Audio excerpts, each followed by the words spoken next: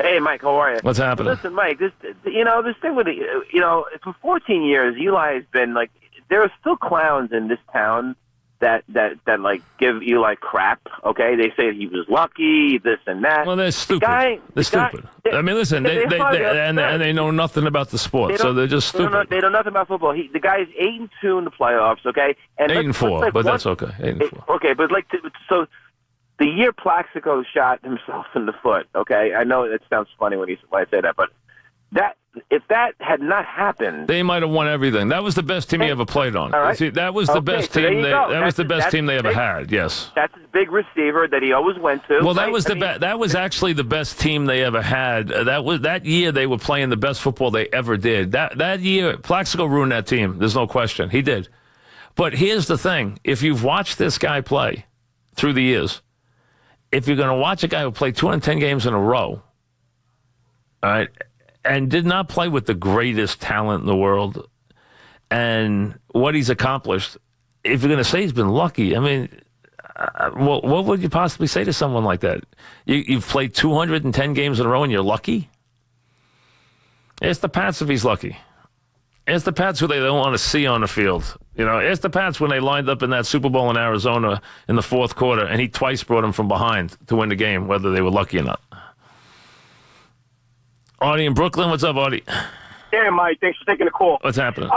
Listen, I don't think it's consistent with what McAdoo did as far as benching Eli. His plan, okay, wasn't originally that he wanted to do this stuff. They came to him and they said, listen, we got to see the young guys. They got together and they came up with the idea that Eli was going to play whatever quarter, yes. The other guy was going to play, and then the other guy. Whether you thought that was, you can't prove that was McAdoo's idea. No, wasn't that? Wait a second. We know it wasn't McAdoo's idea.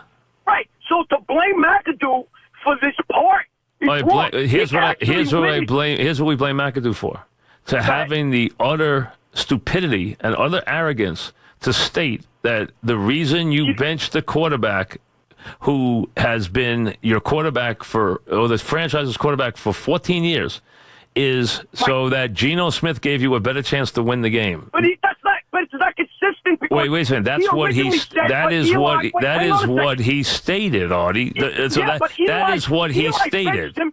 Eli benched himself. Eli didn't bench himself. He didn't want to start. Wait a second. Right or wrong? What Eli said was that if he was not given the chance to play the game, that if he was going to go into a game with the preconceived notion that he was being taken out of the game on a schedule, he did not want to play in that game. Right. So he wanted the ability to play the entire and compete and complete the game. Do you think a guy who has played there for 14 years and has played 210 games has earned the right to do that? He earned the right, but here's the problem. McAdoo wouldn't say that his best chance is for Geno to start. He did say that. He didn't say that. He did. Right? Wait, Artie, you know what? I don't know where you were. He did say that. Geno Smith gave him the best chance to win. If you didn't hear it, tough. He did say it. He absolutely said it. He said, right now, this is the best thing for this franchise. With the game plan we have, this gives us the best chance to win the game. He absolutely said it. Now, whether you heard it or not, I don't know. But he did say it. And that makes no sense. And Eli Manning deserved far better from this franchise than to tell him that no matter how he played in Oakland, he was going to be taken out of the game. So don't tell me you're trying to win a game where you're telling me you're automatically playing more than one quarterback in the game. Because first of all, how are you trying to win the game if your game plan is to play more than one quarterback? How many teams play more than one quarterback on a weekly basis? So what happened is what the owner wanted, and he left it in the hands of the coach, and the coach screwed it up by stating it gave him the best chance to win, when what he needed to say was, hey, I got asked to play all my quarterbacks. I don't really have a good system here, but here's what I'm going to try and do. And Eli deserves far better than this. He's still our guy. But he didn't say any of that. He said that Geno Smith right now gave him the best chance to win. And nobody in the world believes that. Nor can anybody actually perceive that. So that's why everybody, including me, got upset. That was the problem I had with it. Was he, first of all, to treat him this way was outrageous. And if they so much needed to see Webb this year in these games, they could have found a different way to do this. And why they needed to do this on a week where they don't even have Webb ready to play makes absolutely no sense. And just the idea that just shows you there's such a dysfunction in this franchise right now. There's nothing but chaos and panic in this franchise because they benched their quarterback who has been an unbelievably big figure in their history for over a generation. And they benched him when they didn't even have the kid they want to see ready to play. He's not even dressing as far as we know this week. Chris in Wallingford, what's up, Chris? Mike, you just hit the nail on the head. The way he's handled the situation. Well, the way he handled it angered the owner dramatically. If you know the owner at all, and I do, I'm surprised he didn't come on with you. I was looking forward for you. I don't think he wanted. I think John knows if he comes on here, it's going to get carried everywhere, and I think he just didn't want to get into it with me. I know he didn't want to debate, and the bottom line is I know why he didn't, and I know where certain things he didn't want to get to talk about that he would have been pushed to talk about, and I know why he didn't do it, but that's all right. The other thing is this, though. He did not want his coach. He made two comments in that statement yesterday that were so telling that if you know him, you realize how angered he was by the coach. He said, number one, I should have been here. I needed to handle this. So he already said, I left it to these guys and they screwed it up. And number two, he said that when asked about McAdoo's future, would not even guarantee him now the last 5 games, which is so atypical of them when he said, there's no guarantees in life. Right, that flippant remark was so telling for him that it told you how angry he was with the way this had been handled. And John did mess it up because he left it to these guys and he shouldn't have.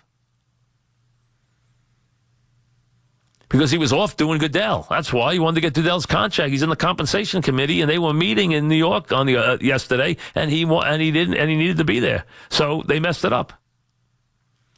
But this coach, who continues to talk with this arrogance all the time, and tell you how great they're practicing and how great the game plan is, gave you another one about, hey, this move's the right move, and this is what we need this week to win.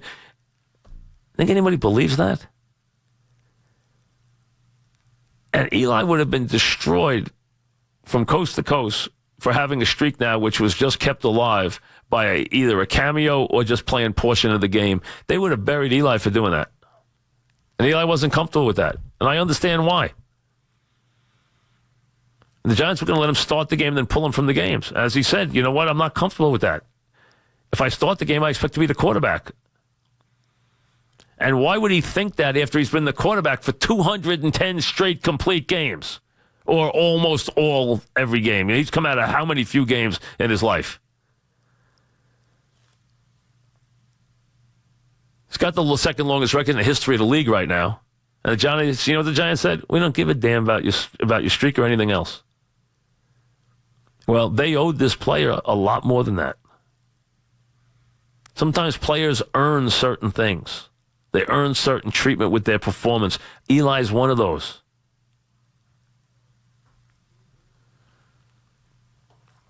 Keith in Jersey, what's up, Keith? Hey, Mike, how you doing?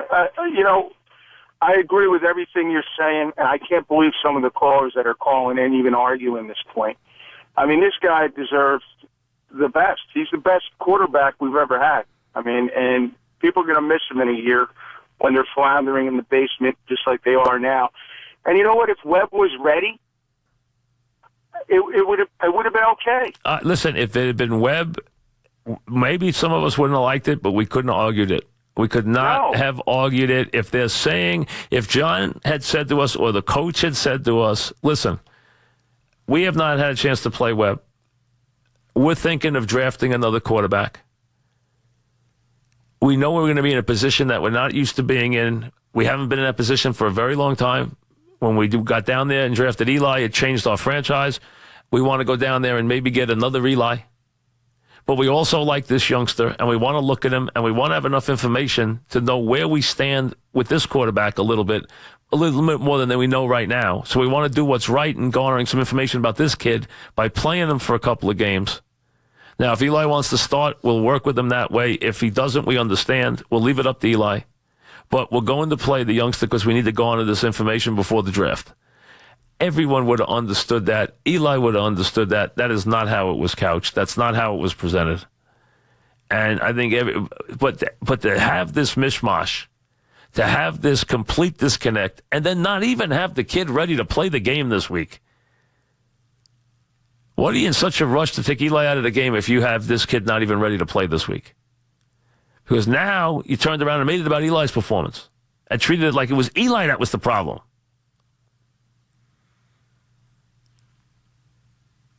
And that wasn't fair.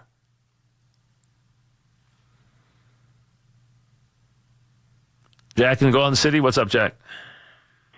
Hey, Mike, how are you? What's happening? I think it's with the Eli thing, an utterly preposterous move that the Giants made.